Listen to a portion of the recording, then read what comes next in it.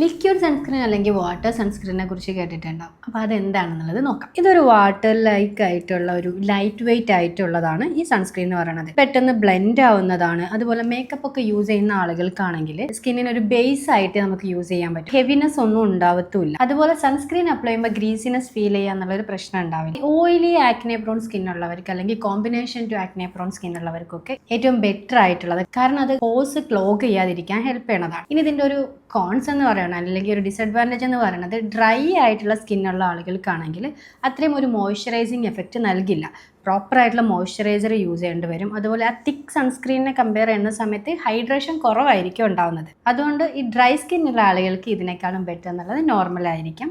അതുപോലെ ഫ്രീക്വൻ്റ് ആയിട്ട് ഒരു റീഅപ്ലിക്കേഷൻ ഇതിന് ആവശ്യമാണ്. ആൻഡ് ഇതൊരു റണ്ണി ടെക്സ്ചർ ആയതുകൊണ്ട് തന്നെ ഒരു മെസ്സി ഫീൽ ഉണ്ടാവാൻ ചാൻസ് ഉണ്ട്. സോ നിങ്ങൾക്കൊരു ഓയിലി സ്കിൻ അല്ലെങ്കിൽ കോമ്പിനേഷൻ ആക്നെ പ്രോൺ സ്കിൻ ആണെങ്കിൽ, അല്ലെങ്കിൽ മേക്കപ്പ് പ്രോഡക്റ്റ് യൂസ് ചെയ്യുന്നതിന് മുന്നേ ഒക്കെ ആണെങ്കിൽ നിങ്ങൾക്ക് നല്ലൊരു ചോയ്സാണ്. അതല്ല ഡ്രൈ സ്കിൻ ഉള്ള ആളുകൾക്കാണെങ്കിൽ നിങ്ങൾക്ക് നോർമൽ സൺസ്ക്രീനാണ് ഏറ്റവും ബെറ്റർ ആയിട്ട്.